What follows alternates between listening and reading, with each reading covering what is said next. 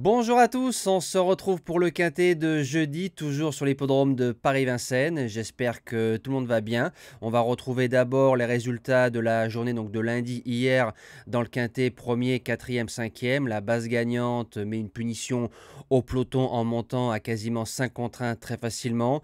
Aucun regret au niveau du désordre parce que bon, il a fait 30 € et j'ai envie de vous dire, hein, pour ceux qui me connaissent ou ceux qui ne me connaissent pas, je cherche les quintets à 4 chiffres. C'est ceux-là qu'il faut trouver. Les quintets de favoris entre guillemets en 8 chevaux ne servent à rien. Course par course bien meilleure que par rapport à dimanche et enfin 3 sur 4 au niveau des objectifs. Le cheval du jour qui s'impose, le repéré numéro 2 qui s'impose et le jeu bonus qui passe. Ça c'est bien. On a déjà dépassé les 1000 likes sur la vidéo de mardi. Il est mardi quasiment 11 h, donc merci à tous. C'est moi qui vous applaudis. Et présentation du quintet de jeudi à Vincennes. Donc en mémoire de monsieur Jean Boyero, disparu trop tôt. C'était l'homme de Punchy, hein, pour ceux qui s'en rappellent. Il avait réussi à amener son cheval au départ d'un prix d'Amérique. Maintenant, ce n'était pas un cheval de prix d'Amérique, mais il a réussi à amener son champion au départ de l'épreuve reine et ça, c'est formidable. C'est un parcours de vitesse, 16 partants en Réunion 1, course 1, départ 13h55. Ça reste un quintet très ouvert au papier. Base gagnante, on n'oublie pas bien évidemment le combo like-partage, je compte sur vous. Je mets le numéro 9, Ibikidowell. Je m'explique, on a fait l'impasse sur la finale du GNT. Vu la course que ça a été, je me dis qu'ils ont eu raison.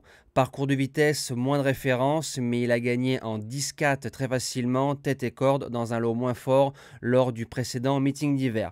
C'est un cheval qui est meilleur en allant devant. Quand je regarde les deux chevaux qui sont à son intérieur, Hip Hop et Hidalgo, il démarre plus vite. Et si on arrive à ne pas brûler trop de gaz en prenant la tête, Ibikidowell peut le faire de bout en bout et s'imposer dans ce très beau prix Jean Boyero. En deuxième base, le numéro 15, Coco Oli. C'est un rentrant de qualité.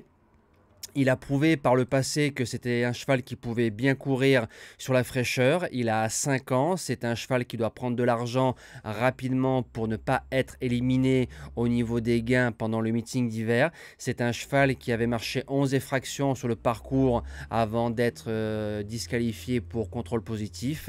Et quand on fait 4e du prix Octave Douanel, Joshua Tree, Dimitri Ferme et un certain Josh Power, je me dis que s'il est suffisamment prêt, il ne doit pas sortir du multi. Pour les chances, le numéro 4, Hannibal Tuileries. Il est en plein boom à l'heure actuelle. Il monte de catégorie, certes. Une sortie sur le parcours, deuxième, 11-6. Ça va rouler tout ce qu'il aime. Et au sprint, il est redoutable. Attention. En 4e position, le numéro 3, In Excess Bleu. C'est un cheval qui n'a aucune référence sur le parcours. C'est un cheval qui a de la classe. C'est un cheval qui a beaucoup de tenue. Maintenant, je pense que son objectif numéro 1, c'est dans 10-12 jours, dans le prix du château. Pour ceux qui ont compris la référence, maintenant pour les places, j'achète bien évidemment. En 5e position, le numéro 11 de Zach, c'est un cheval qui a fait 5e du prix Marcel Laurent, donc dans un lot bien supérieur, un peu spécial à driver. Johan qui est dessus. Maintenant, son dos, c'est, attendez, est-ce que je ne l'ai pas noté, il partira dans le dos de Galileo Bello, qui normalement s'est démarré un tout petit peu, mais c'est un cheval qui est très bon sur les parcours de vitesse. Je le garde dans mon quintet de tête. En 6e position, le numéro 5, Bordeaux S. Il reste sur 3 disqualifications, mais quand il revient à Vincennes, il fait très souvent l'arrivée. Sa dernière valeur à Vincennes, c'est deuxième d'un certain Fakir de Maille. Ligne en béton, et c'est un cheval qui peut débouler, gros avantage, et qui fait tous les types de parcours.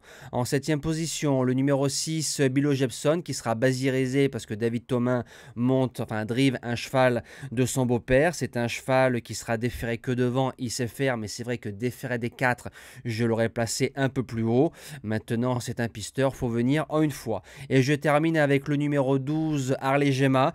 Elle ligne plusieurs fois Hannibal Tuileries. Je pense que si on garde Hannibal, on se doit de garder Harley Gemma. C'est une jument qui n'a pas les moyens de faire le tour de certains concurrents, mais qui est très bonne sur un sprint.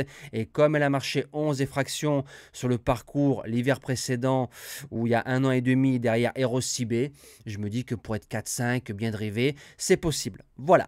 Moi, j'ai plus qu'à vous souhaiter un bon visionnage. Je vous dis à demain pour un tout nouveau quintet. On retrouvera encore les trotteurs du côté de Paris-Vincennes. Merci à tous et à demain.